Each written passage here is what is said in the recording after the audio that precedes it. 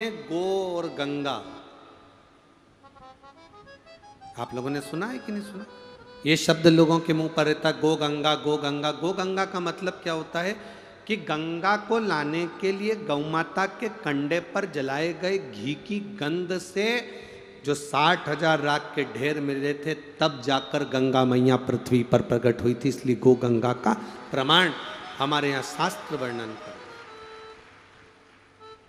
भगवान शिव का कथा का वर्णन। अब जरा ध्यान देना, बड़ी सुंदर एक कथा गोपितरशु महापुराण की कथा के अंतर्गत है।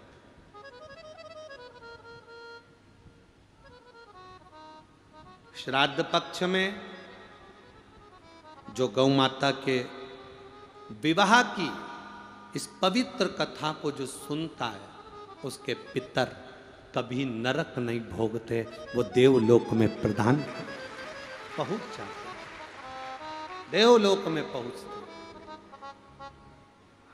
शायद छत्तीसगढ़ के इतिहास में पहली बार गाय माता की विवाह की कथा आप लोग सुनेंगे।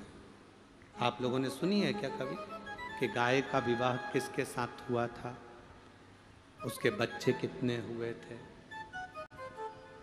और मुझे लगता है कि केवल छत्तीसगढ़ नहीं, जितने लोग आस्था चैनल पर, जितने लोग फेसबुक यूट्यूब पर कथा सुन रहे हैं, उन सबको ये मालूम होना चाहिए कि गौ माता का विवाह कब हुआ था, गौ माता का विवाह किसके साथ हुआ था, उनके पति का नाम क्या है, और पितरों से उनका संबंध क्या। क्यों गौ माता को रोटी दी जाती है और कहा जाता है कि पितरों की मुक्ति का उपाय?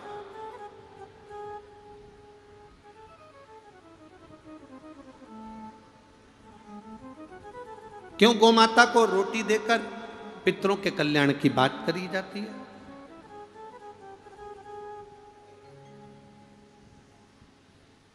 गौ माता को ग्रास देकर पूर्वजों के कल्याण की बात करी जाती है। शिव महापुराण की कथा तो यहां तक कहती है,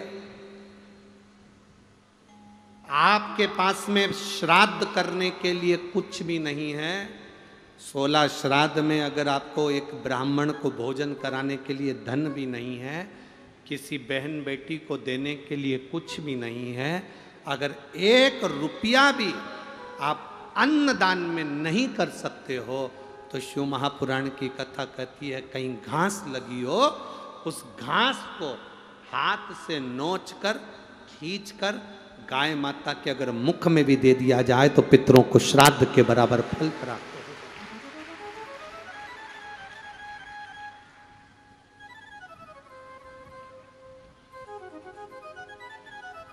एक शंकर की भक्ति का फल जीवन का एक सुख देने वाला होता है, एक आनंद देने वाला।